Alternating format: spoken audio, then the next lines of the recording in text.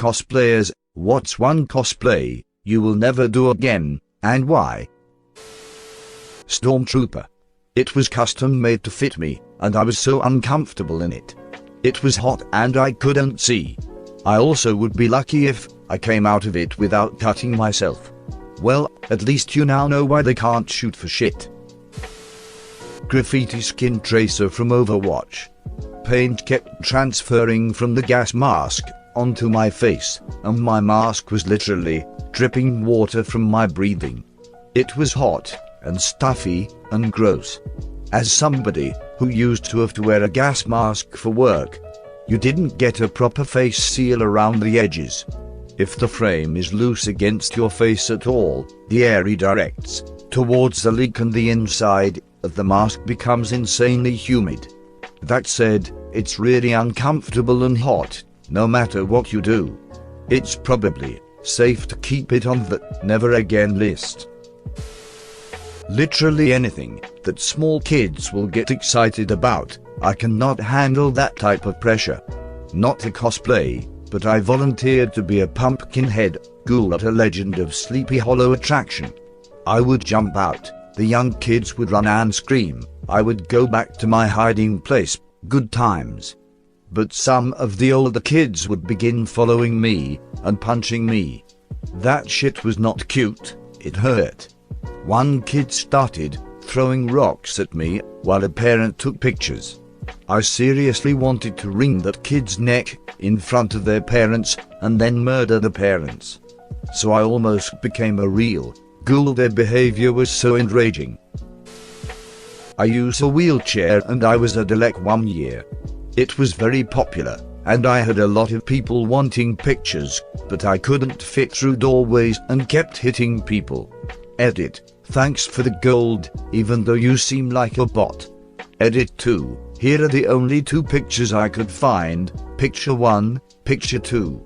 It was huge, because my wheelchair was huge, and it had to fit around all the parts of it, then taper up to be thinner at the top. It was a very fun craft project that took a lot of manpower and time, but in hindsight using cardboard was not the wisest idea, because the second any moisture got on it, it lost a lot of its stiffness. Live and learn.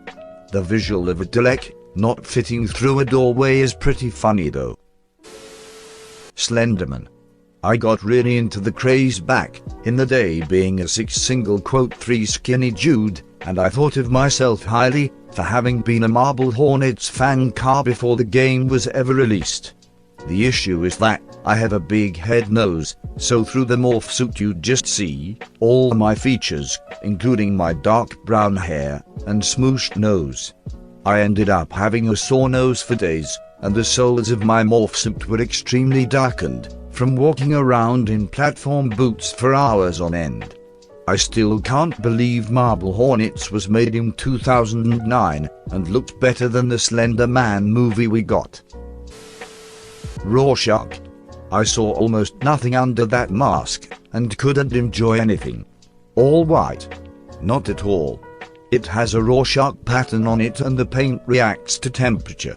If you breath out, some black parts become white and the other way around. That concept seems incredibly cool. Too bad it's so inconvenient to wear. Dr. Roxo. Nobody wants to see that. Yeah. Real reason is wild fun. I have no place to put anything, no pockets, nowhere to store cash/ID, and if it's cold, forget about it. Also, seriously, nobody wants to see that. I kept it screen accurate. No kid-friendly steps. And I wore it to age-appropriate events. Edit, okay, I may bring it out this coming year, seems like there'd be enough of a positive response to warrant it. Not to mention the costs for all the coke, to bring you into the proper Roxo mood. Also reeking like piss, and constantly getting your ass kicked by metalheads, isn't as funny as it sounds. Edna, from The Incredibles. I am a short gothic lady, and at the time had the same haircut as her. Went as her for a Halloween party, and it's my nickname ever since, especially when I'm angry. I fucking hate it. I was in middle school when the movie came out and I had her hairstyle. I was known as Edna for 3 years. Only my best friend calls me that now. TX. Fair Valentine for Cowboy Bebop. Not because of awkward guy comments, but because of other lady cosplayers that would come up to me and talk about how fair is a good starter cosplay because I guess it's not intricate enough. I got tired of the condescension. Cosplay gatekeeping. Ariel. I love the Little Mermaid, and I love the costume I made for her mermaid form, but it's just been a cosplay that creeps have ruined for me. I literally got to the point of having to prosade my bikini top to my chest and wear pasties in case someone tried to rip it off. I have been groped, had hands stuck down the front and back of my costume, been kissed, and have heard all of the sea-related dirty jokes in existence. I officially decided to stop after one incident at a local convention where someone was trying to pull off my top and I slapped him hard enough for him to be thrown off balance. He fell into the water feature and hit his head. Police had to be called to figure out if it was self-defense or assault. I hung up my seashell bra and tail after that day. Edit. Wow, this blew up more than I was expecting. Thank you all so much for your concern and support. To those asking, no, I didn't press charges. I didn't have the time or money to invest in it, and I was so shaken up from injuring another person that I just wanted to forget it. I won't deny that I sometimes do regret not pursuing it, but it's really hard to think rationally after something like that. The guy was bleeding. I was pretty certain I broke my hand in his face. In the moment, I was scared that I'd be charged with assault, irrational, I know, and that opening a claim against him would result in me facing the repercussions. I can't really distill down all the emotions and fears I experienced in the moment, but I do know that was my biggest concern next to cost.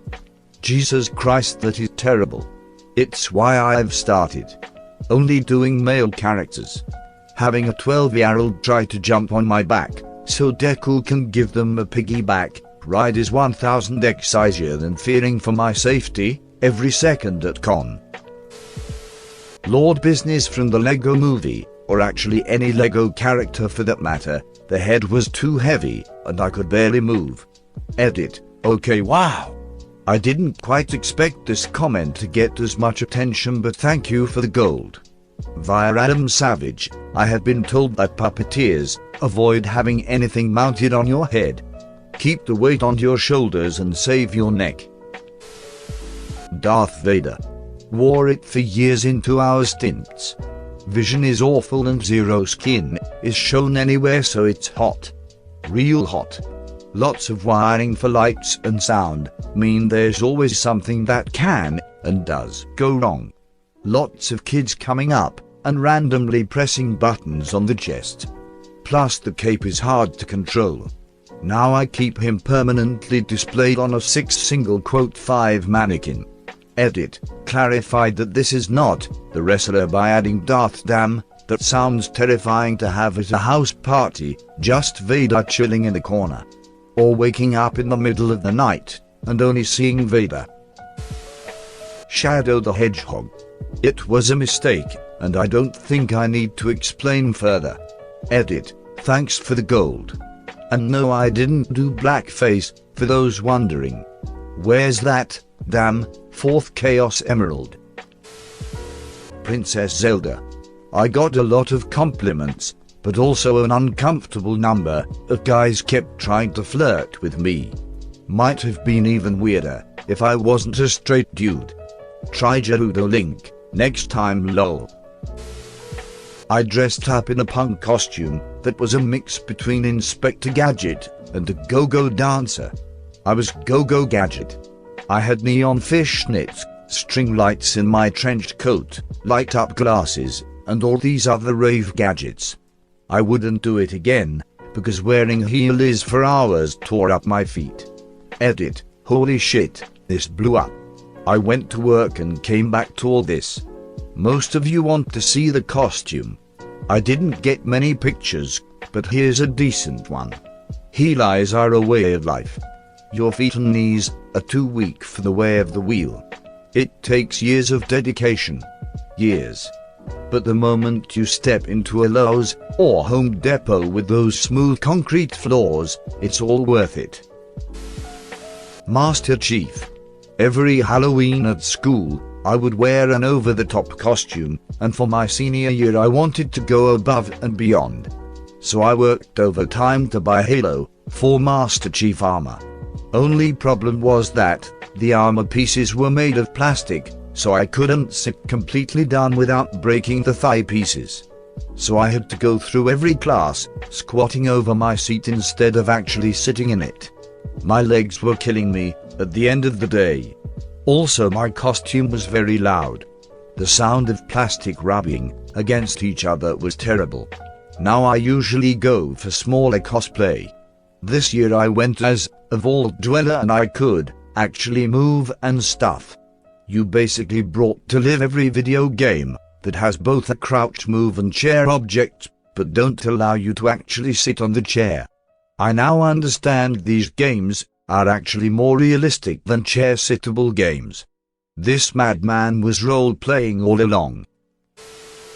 Widowmaker. I felt like my tits were gonna pop out of that suit at any second. And the body paint tattoos were always rubbing off cause of the suit and armor. Also, someone bumped into me and broke the end piece of my gun and a piece of my armor. It was so uncomfortable. Never again. It always seems so perplexing to me how people can up each other in designing the most inconvenient female character outfits. It's like they have to glue all the parts to the skin so it doesn't fall off, and I know for a fact how uncomfortable it is to have cloth stuck in your butt. Sometimes I think companies are like, let's design something that cosplayers will never do, but don't realize that majority of cosplayers will reply with, hold my beer and do it anyway. Back when the Assassin's Creed games were in their heyday, I cosplayed as one of the assassins with a few of my friends who were also assassins. For example, one of us was Connor, one was Joe, another was Edward, etc. I spent a lot of time on those costumes and the props, so I have no problem saying they looked good. We got a lot of attention, including getting stopped for literal hours at the PlayStation booth for pictures because a few other assassins joined and we had the whole family. The problem, I am a girl, and a short one at that. My friends who cosplayed with me are tall boys. So at the risk of looking like a pop vinyl next to them, I had to wear boots with a significant heel on them to help give me some height. It was brutal. We only got tickets for the one day and it was hours spent on our feet in poses, and we had to stop every few feet for pictures. Don't get me wrong, the pictures were awesome. It made all the time and effort worth it. But I was in absolute agony. At one point when we all took a bathroom break, I took off my boots and put my throbbing feet on the cold tile floor. Judge me all you want, it felt amazing. Thankfully, some people who wanted to take pictures with me noticed I was in pain and out of costume and just chatted with me and waited to take pictures until after I got the boots back on. I had to call it quits early on and missed out on looking around as much as I would have liked. Even trying to leave the huge convention center was slow because I kept getting stopped. When I finally got back to the hotel and took my boots off, I had huge blisters on the top of my feet, on my heels, everywhere. It ruined the rest of the weekend for me. A couple of years later, I went as Lara Croft from the newer games and got to wear flat, greepy boots with a nice gel insert. It was heaven. I flat out refuse to do cosplays with high-heeled shoes. It's just not worth it. If a cosplay isn't comfortable, I'm not going to enjoy wearing it, and it's not going to come out of the closet as much. My basic rules that a cosplay must meet: flat, comfortable shoes, pockets for cell phone and money cards, won't overheat. My Peggy Carter ended up as an ivory blouse with navy sailor pants and red ballet flats, and I have no regrets. Thanks for watching. Please subscribe for more upcoming videos. Have an amazing day.